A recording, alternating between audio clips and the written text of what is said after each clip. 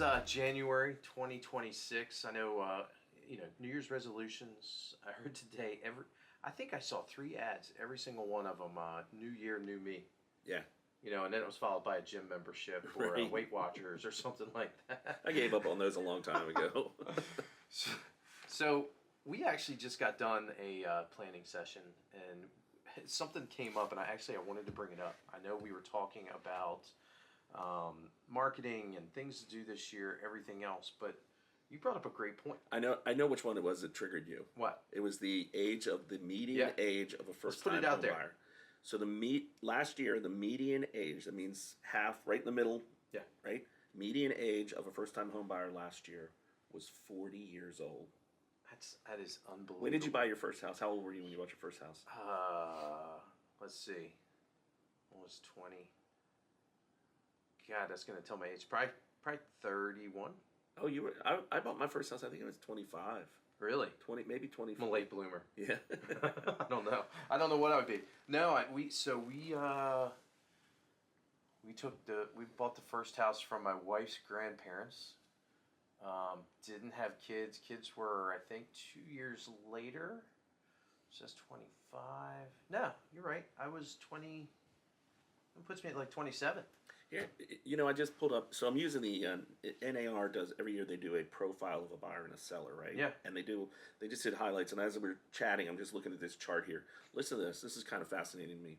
Do you know that only 2% of buyers were 2% of all buyers last year were between the age of 18 and 24? 2%. Only 2% of all buyers. That's crazy, isn't it? God. Yeah, and then but what's the 25% of all buyers were between the age of 65 and 74.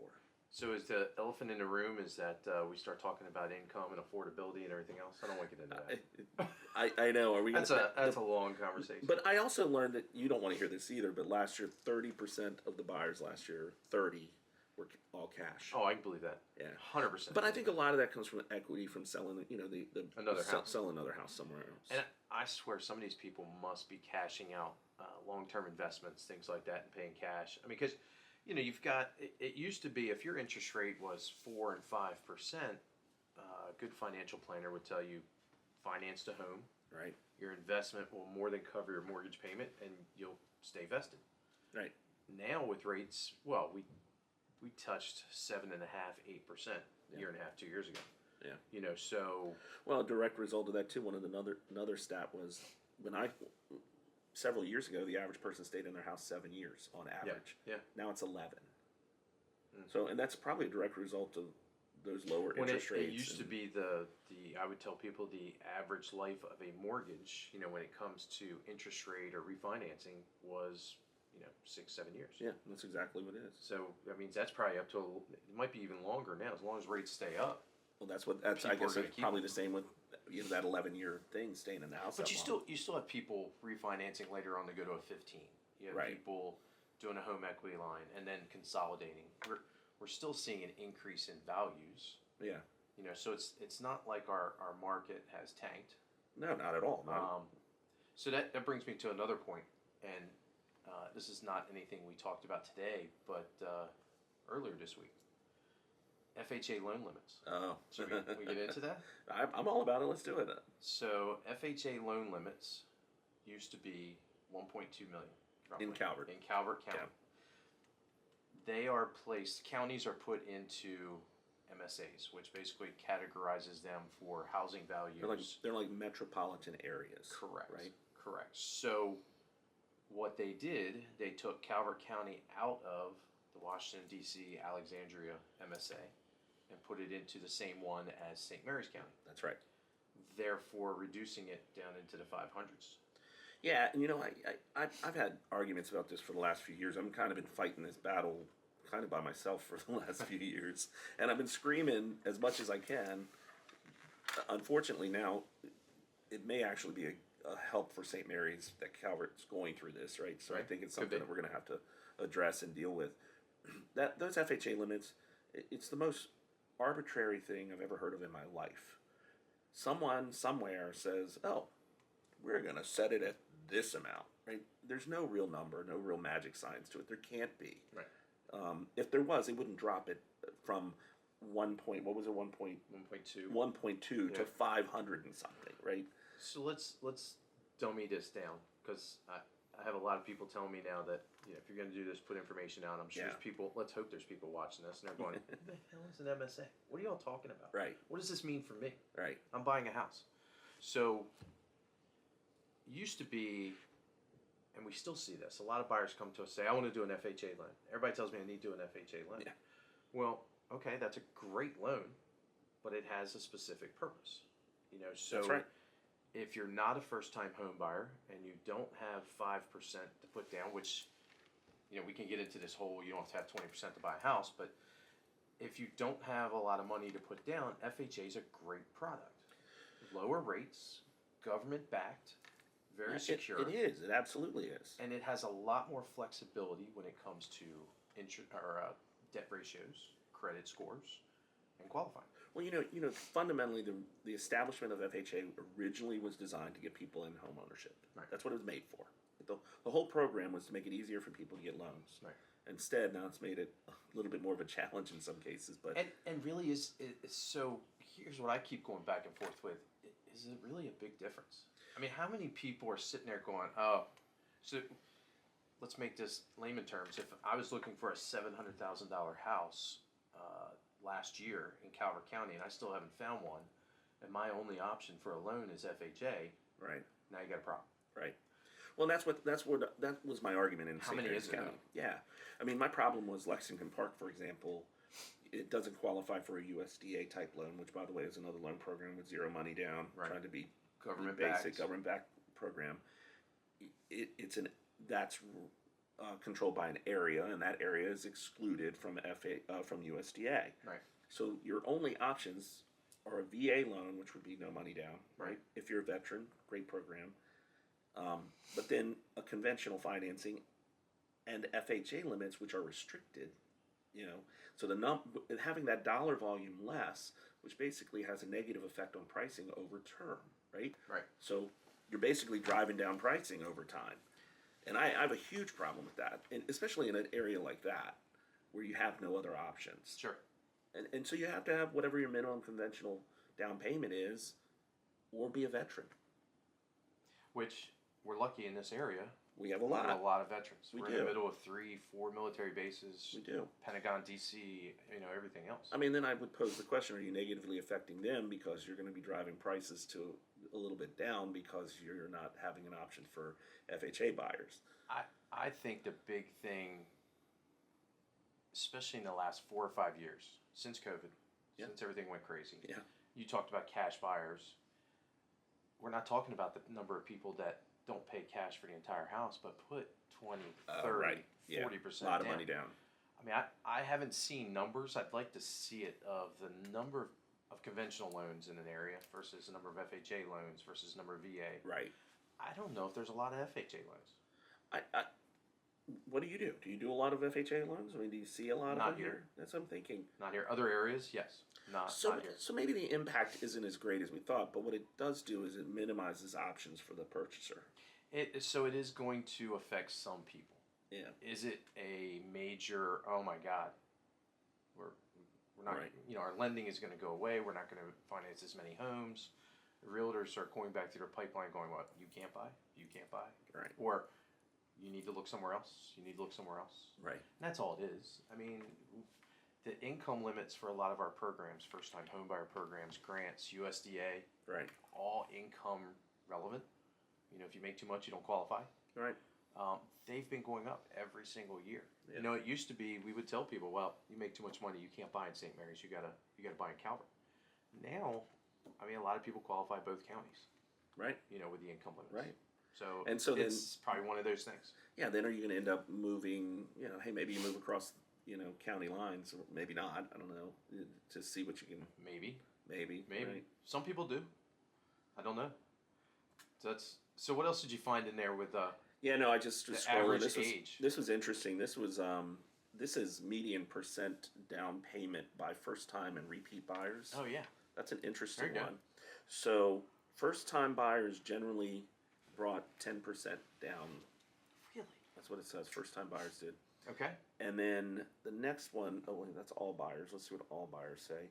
All buyers generally, on average, all buyers had about 19% down on average. It's pretty interesting. That's a lot. That's a lot. That's a lot. And then repeat buyers generally. And that's an average. It is. These are median. It's a median. Right. And then repeat buyers, which I guess is, people who bought more than one home in their life, generally had 23% down payment. So that's a simple factor of the values of homes going up so much. Yeah. Year over year since 2020. Having more money to sell their home and put down on the new home. What's super fascinating on this, Darren, I think is kind of the repeat buy. Just looking at like 2016. Yeah. All of them were around. First time home buyers in 2016 were generally bringing 2%. Right. That's it. I can see that. Yeah. So I don't know. The chart. So just I shoots will off tell this you, chart. we used to do a lot, and I mean a lot of USDA loans. Yeah. 100% financing. Yeah. Income wasn't a problem. People qualified, and debt ratios were fine.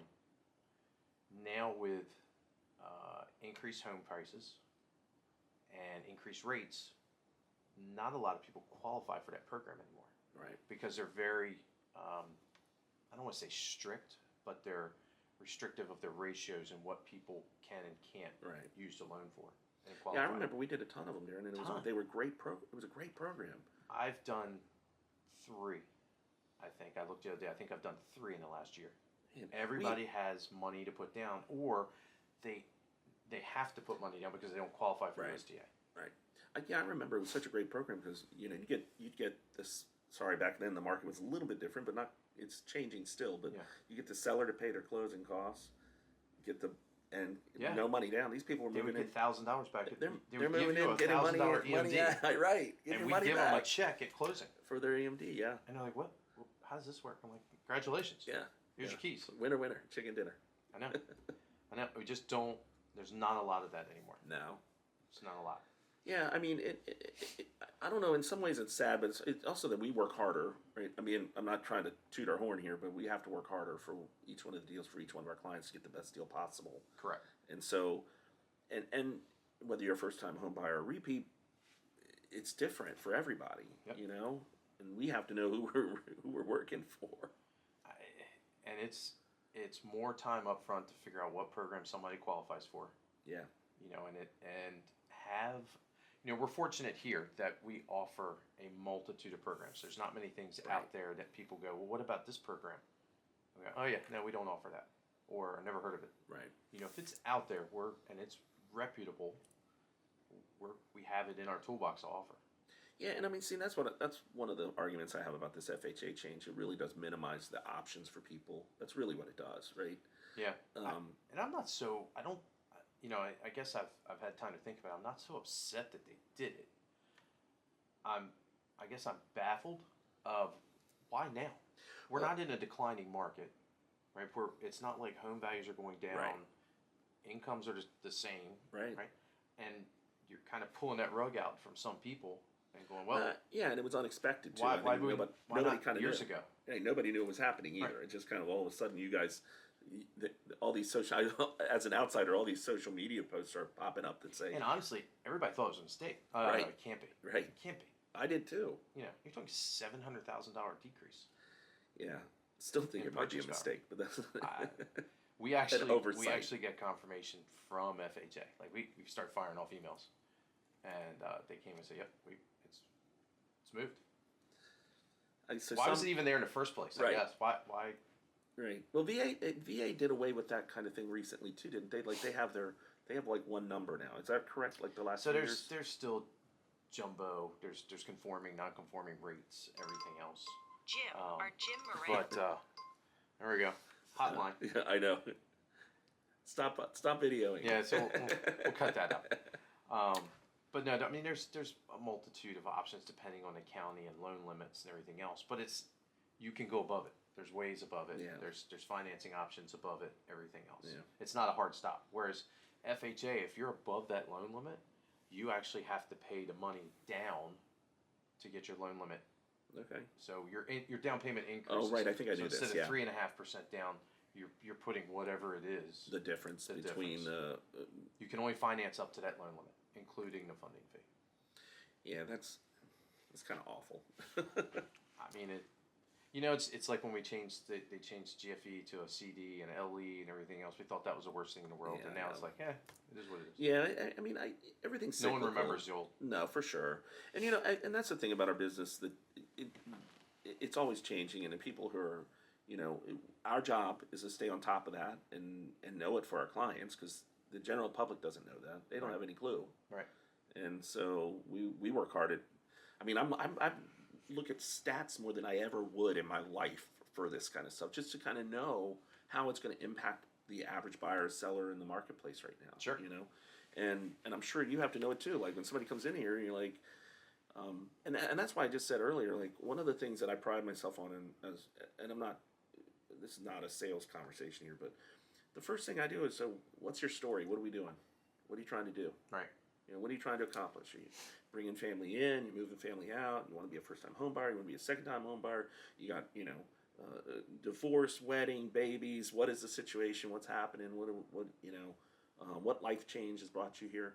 That's another thing. Overwhelmingly, one of the statistics I heard recently is overwhelmingly last year, the number one reason for someone buying a home or moving was for family reasons. Number one. And it meant adding to the family, Increasing. being closer to family. That was a Or big one. downsizing. Downsizing. 66% of the buyers were basically bought of repeat buyers. 66% of repeat buyers. I sound like a statistician. Bought a smaller home. Bought a smaller home. I see that. Yeah. 33% were larger. That's good. I mean, we need that number to free up housing. Well, right. Because we're not creating much more down here. Right. That's some areas are creating a lot. Right. If you look at North Carolina, Charlotte, North Carolina, Tennessee, those areas, they're creating a lot of housing. We're not in that, market. It's funny, as I recently decided I'm going to change my title to housing advocate. Right. Only because I feel like all we do is argue about getting more housing, more available housing, more opportunities for people, and we keep getting shot down here in Maryland. But there's only so much land. I mean, in some That's of these areas. true. I mean, well, and it's interesting, and they have so many rules on restrictions and stuff. 7-acre minimums and things like that are a little bit absurd in a development district. Not a little bit; they're a lot absurd in a development type district. well, and that's a whole. We don't want to get into all No, that. no, but no, I mean, that's not today. Talking about permitting and counties and state and what you have to do to actually build a house now. Yeah, bureaucracy It's a in home building nightmare. is awful. I can't It's imagine. the worst. Yeah. Well, thanks for joining us. We rambled. Yeah, there's a whole bunch of topics we could go down rabbit holes. We'll save that for next time. But Yeah, I love it. we'll see you next time. See you then. And you guys enjoy.